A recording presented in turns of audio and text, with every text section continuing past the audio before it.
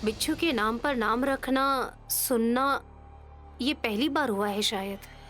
वैसे सच में मेरा नाम उंडेलू मूर्ति है माता। ये तो अच्छा है, कुंडेलू नहीं बोले हैं। भाभी ऐसे मजाक नहीं उड़ाते। इसे बहुत उत्सुकता है, आप बुरा मत मानिए। कोई बात नहीं माता, मैं बिच्छू काटने का इलाज करता हूँ ना, इसलिए वृश्चिक मूर्ति नाम दिया है। मेरा यही नाम बहुत प्रसिद्ध हो गया है।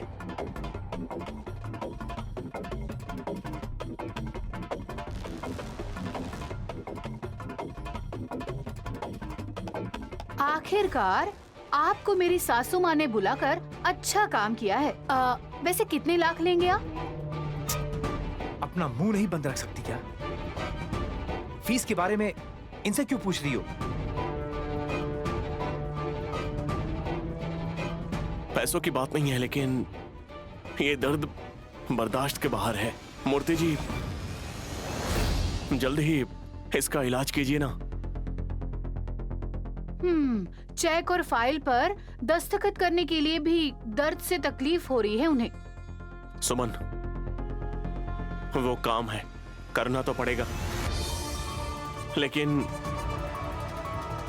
बच्चों को इन हाथों से चॉकलेट भी नहीं खिला पा रहा हूं। हाथ उठाते ही बहुत जोर का दर्द हो रहा है। अभी कुछ भी मत बोलो विश, तुम्हारी बातें सुनने के बाद हमारे दिल को ठेस पहुंच रही है। तुम्हें कितनी तकलीफ हो रही है ये हम लोग समझ सकते हैं। स्वामी जी, आप जल्दी इलाज कीजिए। बिच्छू कहाँ पर काटा था? वरलक्ष्मी देवी माँ के मंदिर में। आपका सर? ऐसे नहीं जी, बिच्छू ने आपके चेहरे पर काटा है या विशाल के हाथों में काटा है, पूछ रहे हैं। रचिका मूर्ति। रचिका? भाभी, वृश्चिक मूर्ति। कुछ भी हो।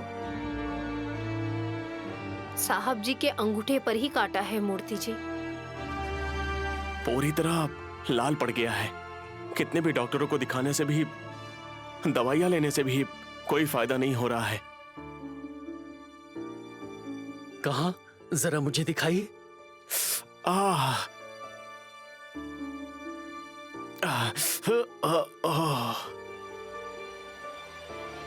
बिच्छू काले रंग का था क्या? हाँ, वो जंगली बिच्छू था। विष से भरे उस बिच्छू के पास आप गए ही क्यों थे? वो एक बहुत बड़ी कहानी है। मेरी दीदी नारियल फोड़ते समय वो लुढ़कते हुए एक लकड़ी के पास जाकर रुक गया। इन्होंने इस कहानी के बारे में पूछा है क्या? बताना है कि नहीं? बताइए माता। उस लकड़ी को उखाड़ कर फेंकते समय उससे चिपके हुए बिच्छू ने जीजा जी की उंगली को काट लिया।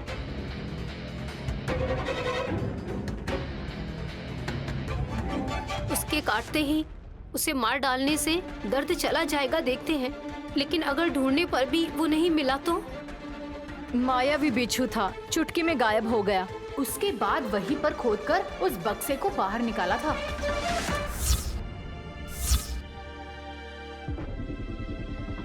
सुमन, इन सब के बारे में मूर्ति जी को क्यों बता रही हो? इनका समय व्यर्थ मत करो।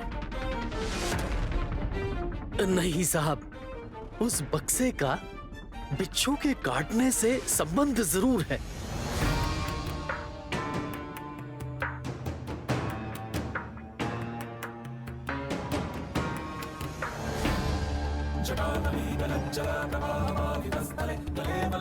मतलब बक्से को बाहर निकालने से ही बिच्छू ने काटा? मैंने उसी दिन बताया था ना दीदी, बेवजह मुझ पर नाराज हो गए थे सब। विशाल, नैनी,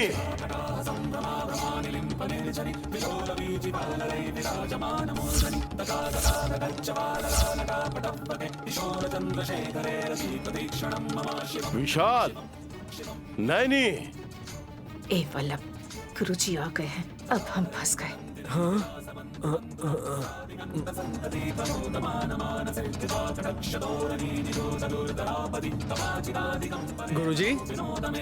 गुरुजी, नमस्ते गुरुजी।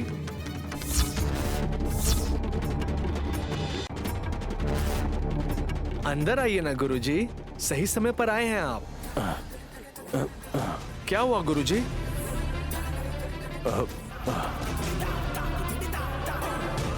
अचानक मेरी आंखों में धूल चली गई है शायद। अरे रे रे, वल्लभ, गुरुजी को लाकर उस सोफे पर बैठाओ ना। ठीक है मम्मी, आइए गुरुजी, आइए आइए, संभाल कर।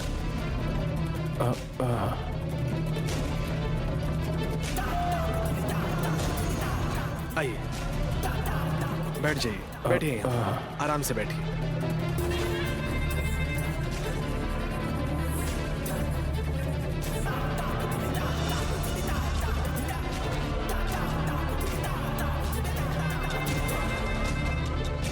स्वामी जी, साहब जी के हाथ पर बिच्छू ने काट लिया था। उसे ठीक करने के लिए वृश्चिक मूर्ति जी आए हैं। कहाँ से आए हैं ये? किसी वज्रग्रह नाम की जगह से आए हैं स्वामी। विशाल, उन्हें बोलने दो। मूर्ति जी, स्वामी जी हमारे परिवार के श्रेय अभिलाषी हैं। इनके सलाह के अनुसार ही हम चलते आ रहे हैं। आप बात कीजिए। नमस्ते स्वामी जी। नमस्कार। किसी भी तरह की कोशिश करने से भी, वैद्य करने से भी विशाल के हाथ में लगा हुआ घाव नहीं जाएगा। ऐसा क्यों स्वामी? वो वैसे ही है।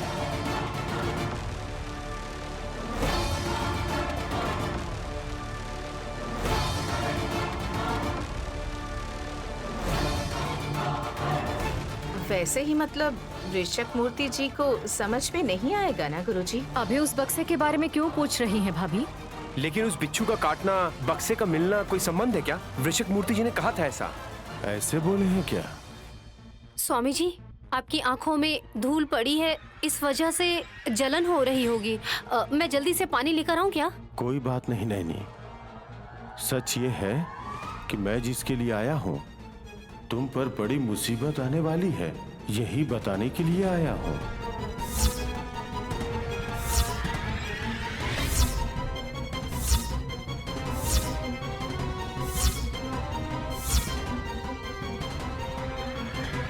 मुसीबत? हाँ, लेकिन यहाँ आते ही मेरी आंखों में कुछ गिरकर धुंधला होकर जलन हो रहा है।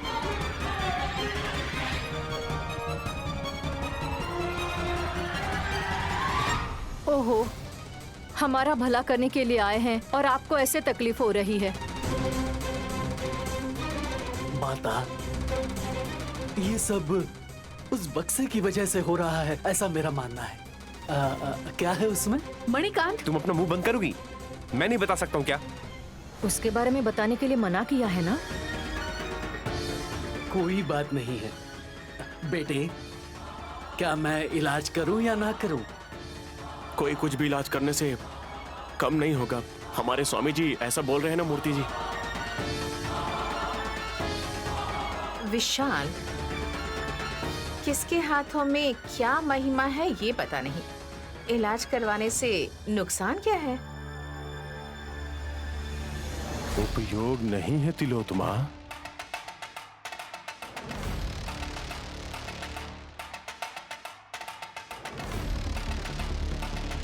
अरे ट्राई करते हैं बोल रहे हैं। फायदा हुआ तो ठीक है, नहीं हुआ तो भी ठीक है। किस तरीके का इलाज करेंगे आप?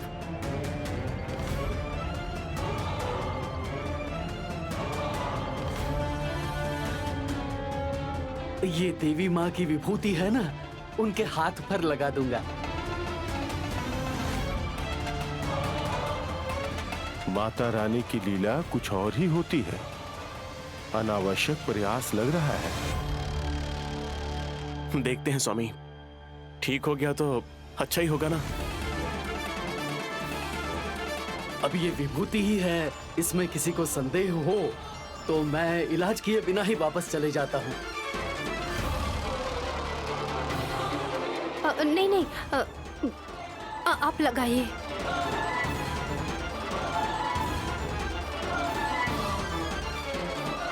गुरुजी, विभूति को लगाना चाहिए क्या? कुछ उपयोग नहीं होगा, उसके बाद आपकी मर्जी।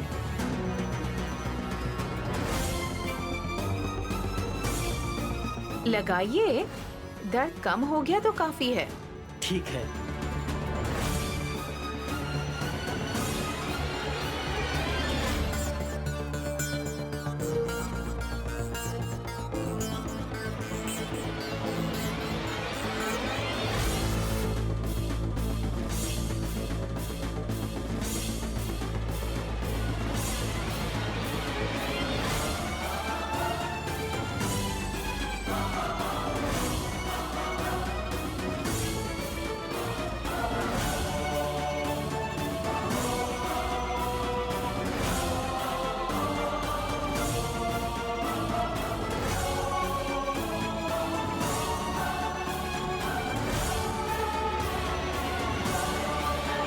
बेटे,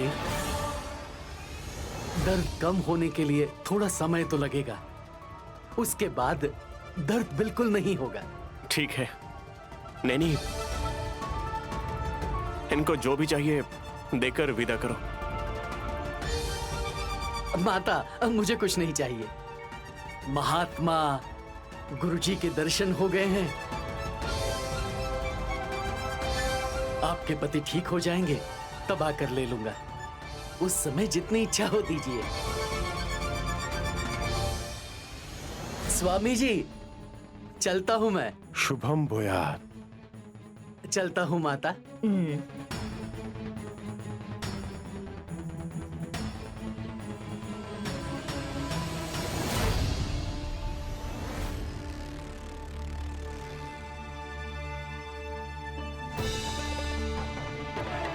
क्या हुआ?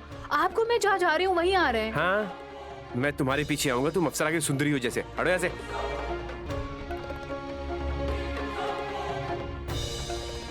विक्रांत जी, आपको सपने आते हैं क्या? ऐसे क्यों पूछ रही हो?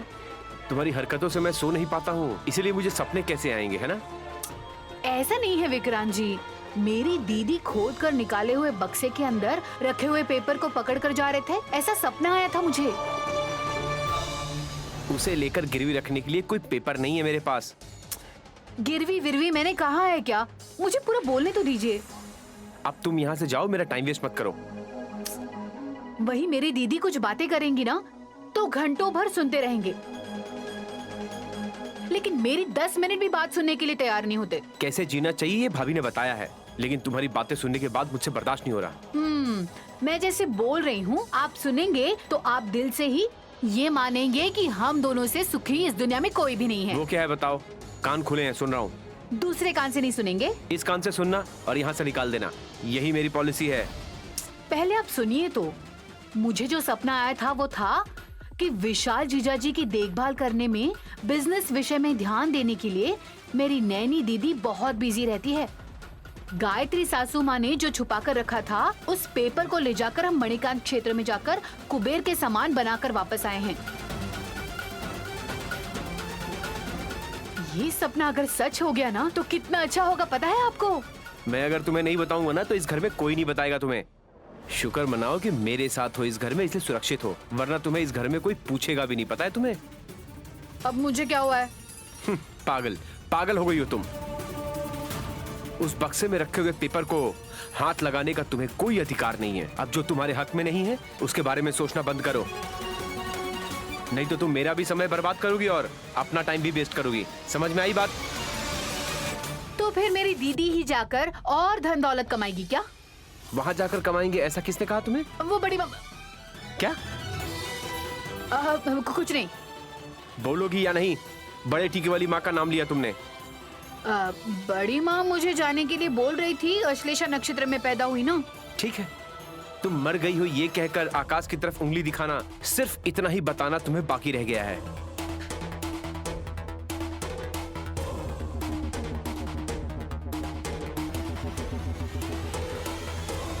विशाल जीजाजी का हाथ ठीक हो गया तो फिर मेरी दीदी वहाँ क्यों जाएगी? मेरे पति मेरा कहा नहीं मानते और क्या कर सकती हूँ। आंखों का जलन कम हो गया क्या गुरुजी? कम हो गया है बेटी। क्या गिरा था पता नहीं, लेकिन अब तक ठीक से दिखाई नहीं दे रहा है, धुंधला दिख रहा है। अभी दिखाई दे रहा है ना? नहीं तो आज यहीं पर विश्राम कर लीजिए। हाँ स्वामी जी, आपको जो भी चाहिए उसका इंतजाम करती हूँ। कोई बात नहीं नैनी, अब मैं चलता हूँ। विशाल, दर्द कम हुआ क्या? काफी हद तक कम हुआ है स्वामी। रियली? मुझे भी आश्चर्य हो रहा है दीदी। दर्द कम होने का कोई अवकाश नहीं है, फिर कैसे कम हो गया? जाने दीजिए स्वामी जी। जब देखो तब तिलोत्तमा भाभी और वल्लभ अच्छा काम नहीं करते हैं ऐसा बोलकर सब लोग हमेशा कोसते रहते हैं। उन्होंने ही जिम्मेदारी ली थी और उंडेल मूर्ति जी को बुलाकर लेकर आए थे, जिससे विशाल का दर्द कम हो गया। बहुत खुशी हुई।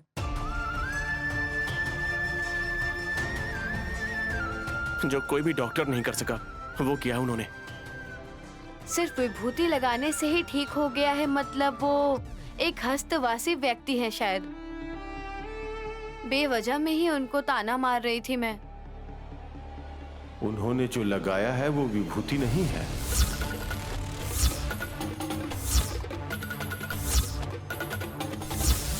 विभूति बताए थे स्वामी जी, पर वैसा ही है। वैसे ही है, लेकिन वो नहीं है नैनी। इसे लगाना किसी भी तरह से ठीक नहीं है। अरे ऐसा है तो मैं हाथ धो देती हूँ। तुम रुको नैनी। स्वामी जी, जो कोई भी डॉक्टर नहीं कर पाया वो वृश्चिक मूर्ति जी ने करने के बाद उसे खुश न होकर उन्होंने पाउडर लगाया, चूना लगाया। ये क्या है पूछकर अनुमान से परीक्षा करके फिर से दर्द को बढ़ाना सही है क्या? आप ही बताइए मुझे। ऐसा नहीं है धुरंधरा, इस तरह का इलाज एक प्रयोग ही है।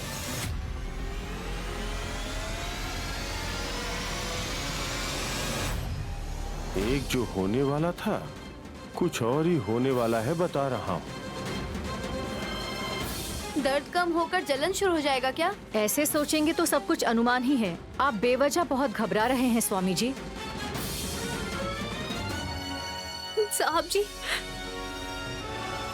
आपका दर्द कम हुआ या नहीं? कहीं आप ये सोचकर तो नहीं बोल रहे हैं कि कहीं हम घबरा ना जाएं? नहीं, झूठ बोलने से भी सहना तो मुझे ही पड़ेगा ना। अभी तक तो ठीक ही है।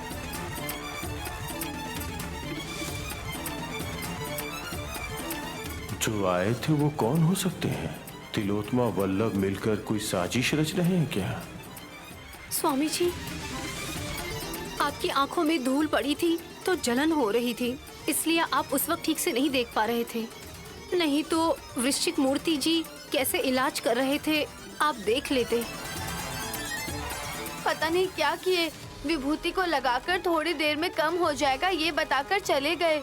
मेरी आंखें तभी किस लिए धुंधली हो गई? मेरी इस बात का बुरा मत मानिए, लेकिन उम्र हो जाने के बाद आंखों में धूल नहीं पड़ेगी तो भी ठीक से दिखाई नहीं देता है। बुआ की बातें और सोच ऐसे ही है स्वामी, कुछ बुरा मत सोचिए।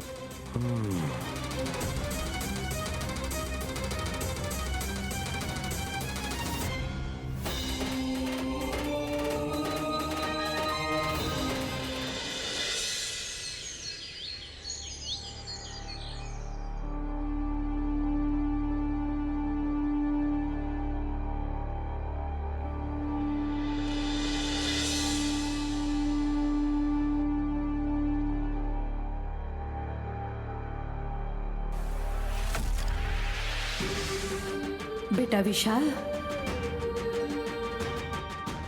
विशाल, तुम्हारे बुलाने से भी तुम्हारे बेटे को सुनाई नहीं देगा दीदी।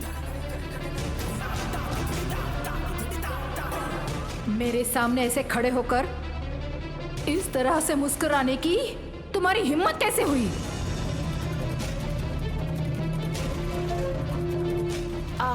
कोई बात नहीं दीदी, तुम्हारे चिल्लाने से भी विशाल को सुनाई नहीं देगा। मुझे तुमसे बात करने की हिम्मत कहाँ से मिली है ये सोच रही हो ना? जवाब देती हूँ। जवाब क्यों दूँ? दिखा देती हूँ ना। वेट एंड सी।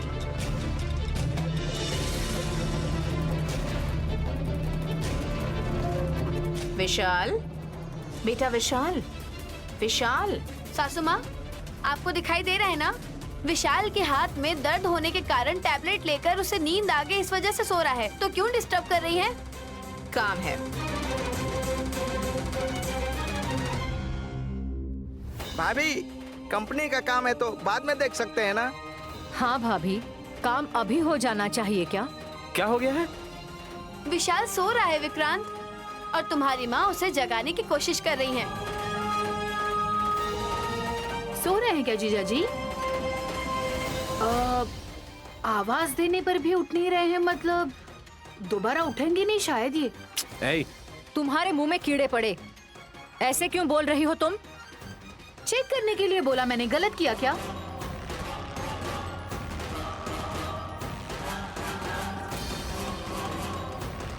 तिलोत्तमा, मेरे बेटे को नींद से उठाओ, मुझे घबराहट हो रही है। विशाल, बेटा विशाल, विशाल, विशाल।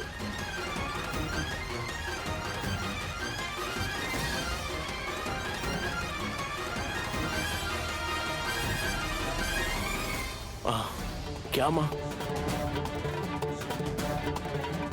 अरे आप सब भी यहीं पर हैं?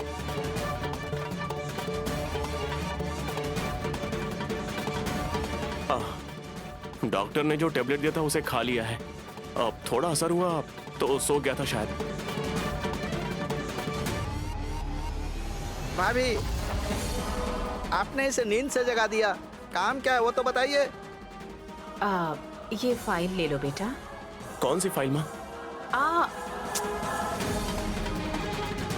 ये लावा देवी से संबंधित फाइल देखने के लिए तुम्हें दाएं हाथ से फाइल लेनी होगी बेटा।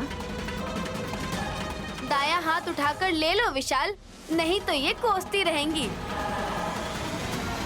ठीक है भाभी। ये लो। विशाल, ये लो विशाल, ले लो।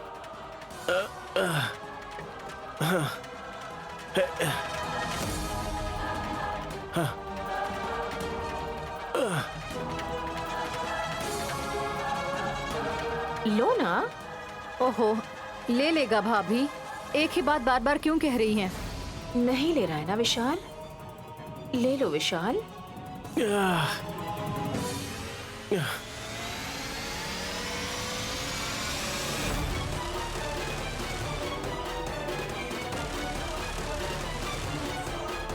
ब्रो, क्यों नहीं लेंगी माँ? हे विक्रांत, मेरा हाथ अब ऊपर नहीं उठ रहा है, कुछ महसूस ही नहीं हो रहा है।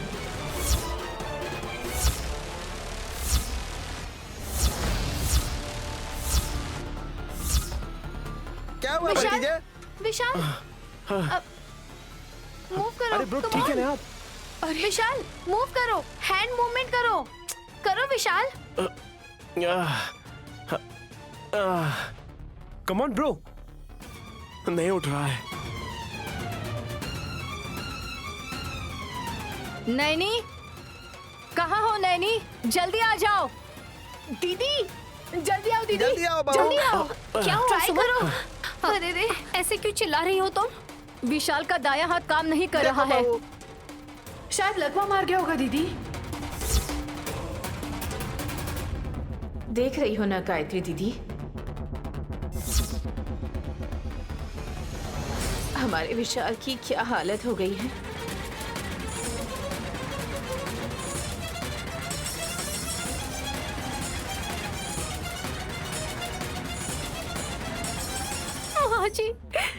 यहीं पर है ना? आप देख रही है ना साहब जी का हाथ कैसा हो गया? माँ, माँ, गायत्री भाभी यहीं पर थी क्या? बताया क्यों नहीं भाभी? बेटे को देखने के लिए आने वाली ऐसे हालत में देखना पड़ेगा, ये सोचा ही नहीं होगा सासू माँ। अब माँ, अब मुझे कुछ नहीं हुआ है माँ। हाथ में थोड़ा सा दर्द है बस। नैनी, तुम ही बोलो ना कि कुछ नहीं हुआ है।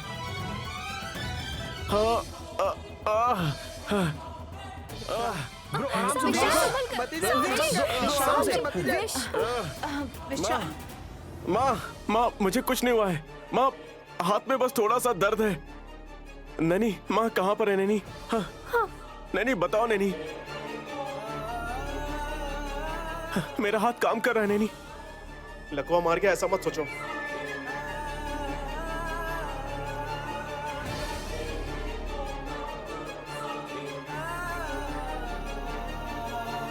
नहीं तो माँ दुखी हो जाएंगी नैनी। अगर उनकी आंखों से आंसू निकलेंगे तो मैं बर्दाश्त नहीं कर पाऊंगा। माँ, माँ, मुझे कुछ नहीं हुआ है माँ। आप कहाँ हो माँ?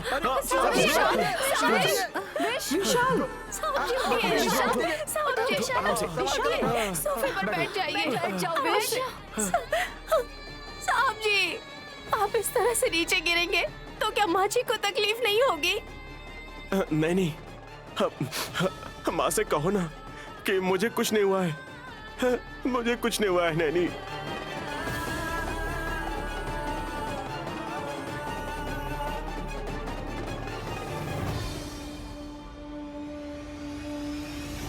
कुछ नहीं हुआ है बोल रहे हैं, 2 कदम भी नहीं चले और गिर गए आप जीजा जी। आपके बोलने से भी आपकी माँ भरोसा नहीं करेंगी। पालने वाली माँ तिलोत्तमा सासू माँ आपके हाथ में फाइल देते वक्त ही आपको ऐसे हुआ है, हमें सब पता चला है। गायत्री सासू माँ हमें दिखाई नहीं दे रही है, लेकिन बेचारी उनकी आंखें भरकर दुखी मन से देख रही होंगी शायद।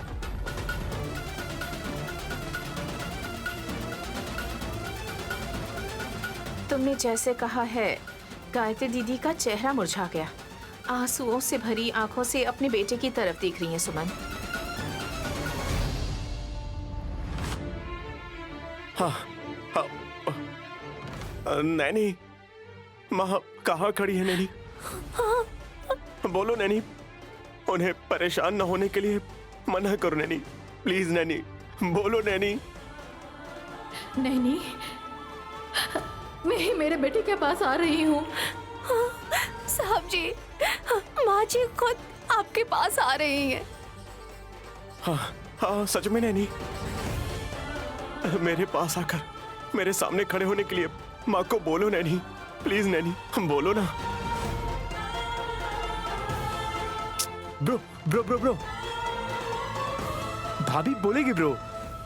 ब्रो आप स्ट्रेन मत कीजिए प्लीज प्लीज। हाँ,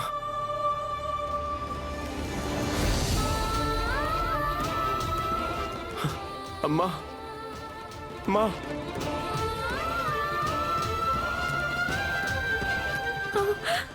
अम्मा, माँ जी,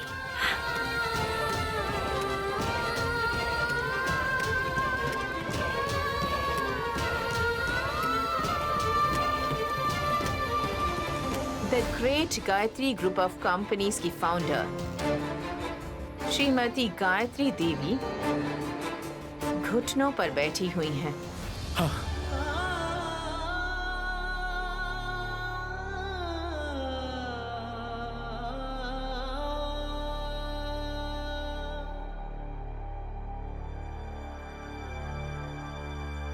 माँ, माँ, आप घुटनों पर क्यों बैठी हो माँ? वो भी मेरे सामने? नहीं, विशाल को बोलो, उठने से उसे मना करो। साहब जी, आपको यहाँ बैठे रहने के लिए कह रही हूँ माँ जी। बेटे के सामने ऐसे बैठने में कुछ गलत नहीं है।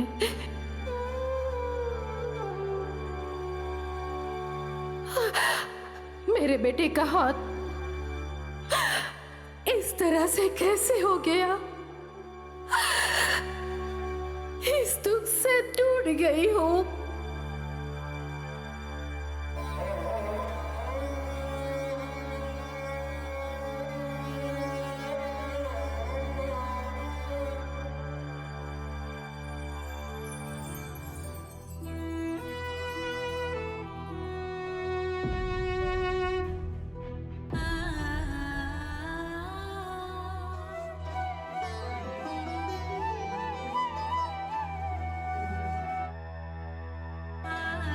नैनी, माँ ने मेरा हाथ पकड़ा है क्या?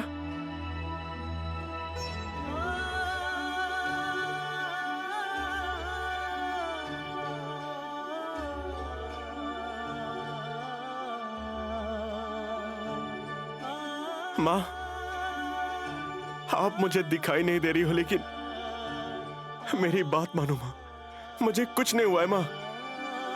ज्यादा देर तक सोने की वजह से, खून का बहाव कम होने की वजह से ऐसा हुआ है माँ। हाँ, और कुछ नहीं हुआ है माँ। थोड़ी देर के बाद फिर से नॉर्मल हो जाएगा। माँ प्लीज माँ, आप दुखी मत होइए। विशाल, कोई फायदा नहीं बेटा।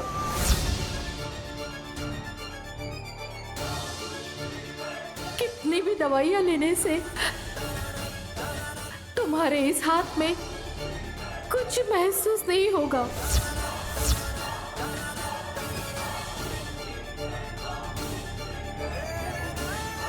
पंचक मणि तो तुम्हारी बहू को ही लेकर आनी होगी गायत्री दीदी।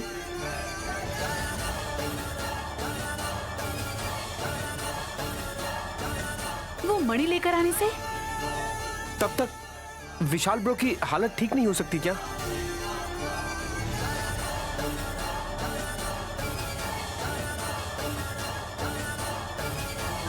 उस बॉक्स को क्यों खोद कर निकाले थे?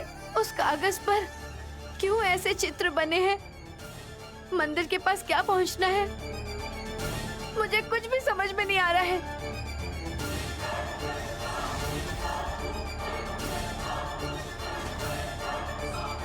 लेकिन अगर ये किसी की साजिश हुई ना, तो उन्हें छोड़ना नहीं चाहिए।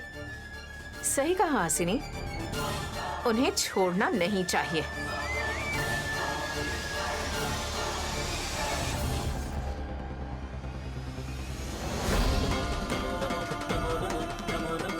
नैनी, माँ,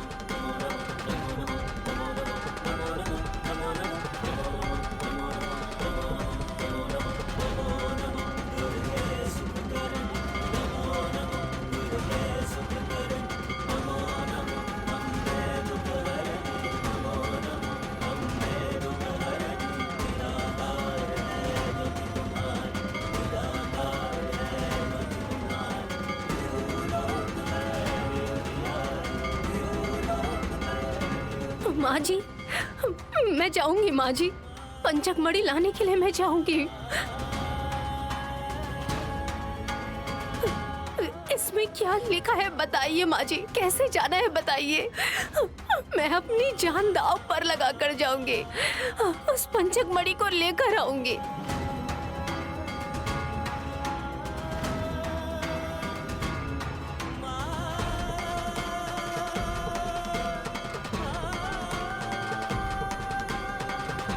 बताती हूँ नैनी, तुम्हारा साहस ही मेरे बेटे के लिए श्री राम रक्षा होना चाहिए। उत्तर दिशा में मौजूद देवी माँ के मंदिर के बाद 21 किलोमीटर दूर जाना होगा। रात में पूर्णिमा चंद्र के ठंडी रोशनी से ही वो अग्नि लावा ठंडा हो जाएगा।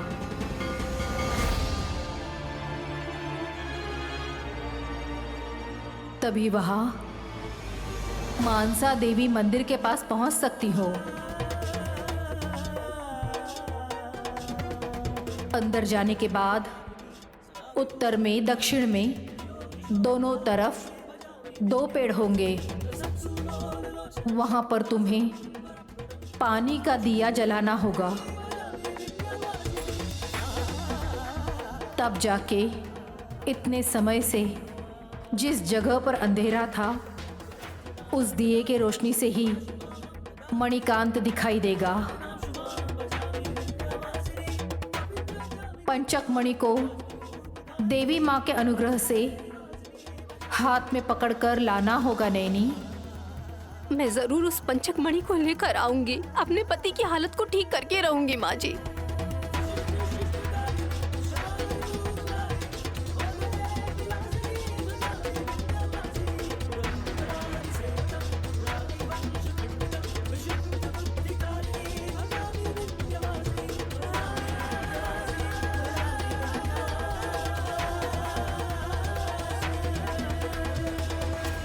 अब तुम अपने बेटे को बचाने का रास्ता ढूंढ रही हो दीदी।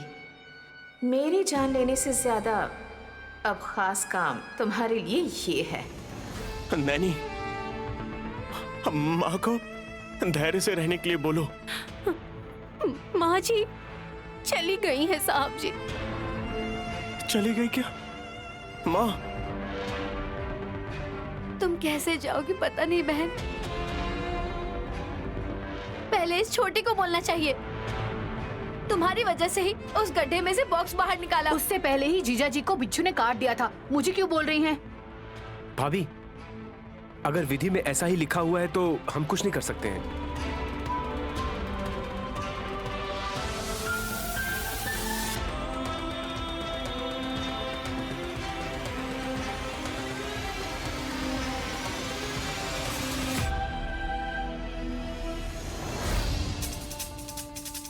मम्मी, नैनी तो यहीं पर है। कुछ नहीं है नैनी, इसके पास कुछ काम ना होने से थोड़ी देर तुमसे बात करने के लिए लेकर आई हूँ, बस और कुछ नहीं। इस समय आपसे बात करने का समय मेरे पास बिल्कुल नहीं है सासू माँ। बाप रे, इतनी ज्यादा बिजी हो गई नैनी। क्यों नहीं होगी, विशाल के दाएं हाथ की तरह थी नैनी। अब उसका दायां हाथ काम नहीं कर रहा है, इसलिए घर के कामों के साथ साथ ऑफिस के काम भी अब नैनी को ही करने पड़ रहे हैं। इसलिए बेचारी बहुत बिजी हो गई है। जानकर भी डिस्टर्ब करना ठीक नहीं है ना? सच है, लेकिन तुम भी एक बात जान लो नैनी। क्या है वो? पति की ऐसी हालत में उसका ख्याल ना रखकर कंपनी की जिम्मेदारी लोगी तो सांसें लेने में भी तकलीफ होने लगेगी तुम्हें। इसलिए कंपनी की जिम्मेदारी मेरे हाथों में दे दो, मैं सब कुछ संभाल लूंगी। संभाल लेंगी या संभाल कर बेच देंगी आप? डुबा दूंगी इसलिए शक कर रही हो? गायत्री माँ ने ये कंपनी स्टार्ट की है, आप कुछ नहीं कर सकती हैं। जितना हाथ लगे उसे लेकर भाग सकती हैं, इसलिए शक है मुझे। हाँ, मम्मी, अरे हमें चोर समझ रही है ये। सिर्फ आपकी माँ के बारे में ही बोल रही हूँ जेठ जी, इसमें आप शामिल नहीं हैं। नहीं तो वल्लभ के हाथ में ये जिम्मेदारी दे सकती हो? आप 100 करोड़ गवा कर आई हैं तब भी बोल रही हैं। अभी तक आपके बेटे के नाम पर 10 लाख रुपए भी नहीं है। मेरी मम्मी के मरने के बाद जायदाद तो मेरे ही नाम होगी ना। जायदाद पाने के लिए बड़े बुजुर्गों के मरने की कामना नहीं करनी चाहिए जेठ जी। आप किसी काम के नहीं है सोचकर आपकी माँ ने अब तक आपको कोई जिम्मेदारी नहीं दी है।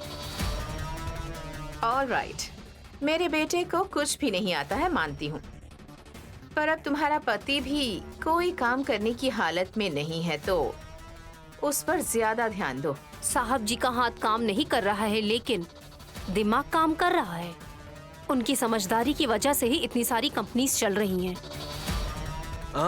अब पत्थर की तरह एक जगह बैठकर डील कर पाएगा क्या? उसमें कोई डाउट नहीं है। पत्थर में भगवान नहीं होते हैं, ये आप जैसे बेवकूफी सोच सकते हैं, लेकिन बिना हिले ही भगवान हर क्षण में इस पूरे संसार को चला रहे हैं और मेरे पति भी ऐसे ही हैं। बहुत कॉन्फिडेंट हो नैनी, तारीफ करनी पड़ेगी।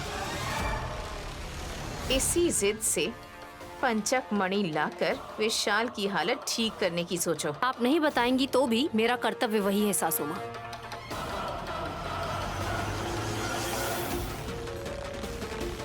बहुत अच्छे से उकसाया है मम्मी। ये जाकर पंचक मणि लाएगी और मैं वो गजगंडा को दे दूंगी। हाँ, हम ही इस्तेमाल करने वाले हैं क्या? हाँ?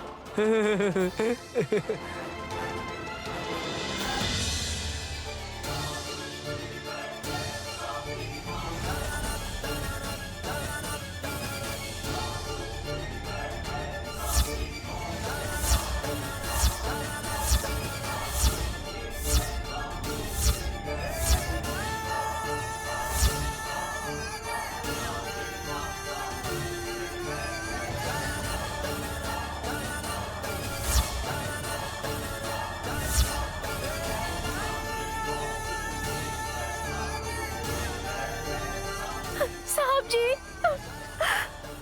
साहब जी, साहब जी, ये क्या हो गया? ये सब क्यों हो रहा है साहब जी? नैनी, तुम रो क्यों रही हो? हाँ, मुझे अब क्या हुआ है? कुछ भी नहीं हुआ है। मैंने माँ को भी तो मना किया था ना। हाँ, अब तुम भी ऐसे परेशान होगी तो कैसे चलेगा? आप ये शर्ट ठीक से नहीं पहन पा रहे तो आपकी हालत कितनी खराब हो रही है, ध्यान दीजिए। क्या है ये साहब जी? आपको ऐसा होने वाला था, मुझे पहले ही पता था, लेकिन ऐसे आने वाले खतरे को रोकना चाहती थी पर मैंने जल्दबाजी कर दी। आपको किसी कष्ट से बचा नहीं पाई। मेरे होने का क्या फायदा जब मैं आपकी मदद ही नहीं कर सकती साहब जी।